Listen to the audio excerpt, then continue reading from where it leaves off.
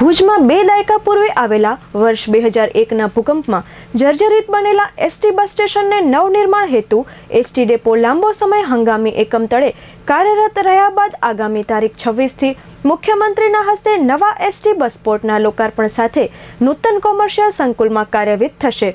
ત્યારે ST bus સ્પોટના લોકાર્પણને લઈ હાલ વહીવટીતંત્ર દ્વારા તડામાર તૈયારીઓ ચાલી રહી છે, જે અંતર્ગત આજ સવારથી બાકી રહેલા એસટી રોડ પરના હંગામી દબાણો તંત્ર દ્વારા મોટા પાયે દૂર ખસેડવાની કામગીરી હાથ ધરવામાં આવી છે।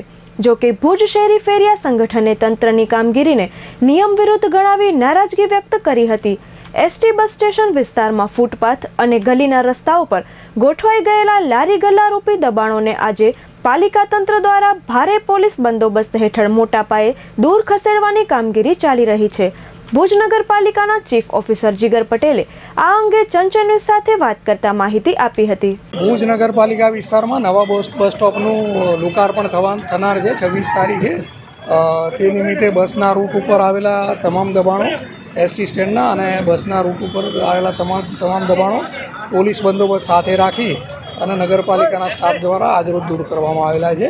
આજે અત્યાર સુધીમાં લગભગ 60થી વધારે દબાણો દૂર કરેલા છે અને કામગીરી હજુ પ્રગતિમાં છે। દબાણો ઘણા જુદા સમયથી છે, વખતો વખત એમને જાણ પણ કરવામાં આવેલી છે, વખતો વખત દૂર પણ કરવામાં આવેલા હતા, પણ વારંવાર આવવાથી અને તાત્કાલિક આ દૂર કરવાની જરૂરિયાત પડી છે અને તે ફરીથી દબાણ ના થાય તે માટેનું પણ આયોજન કરવામાં આવેલું છે નગરપાલિકા અને ટ્રાફિક પોલીસ દ્વારા। એનો પ્રશ્ન અત્યારે તો સોલ્વ થયેલો જ છે ને। એ જૂની ઇમારતો, જે જૂનું નગરપાલિકાનું જે માર્કેટ છે એ બાબતે અત્યારે એઝ ઇટ ઇઝ છે અને તેનો ઉપયોગ અત્યારે ચાલુ જ છે, એટલે એ લોકોને તાત્કાલિક વિસ્થાપિત કરવાનો કોઈ પ્રશ્ન અત્યારે છે નહીં।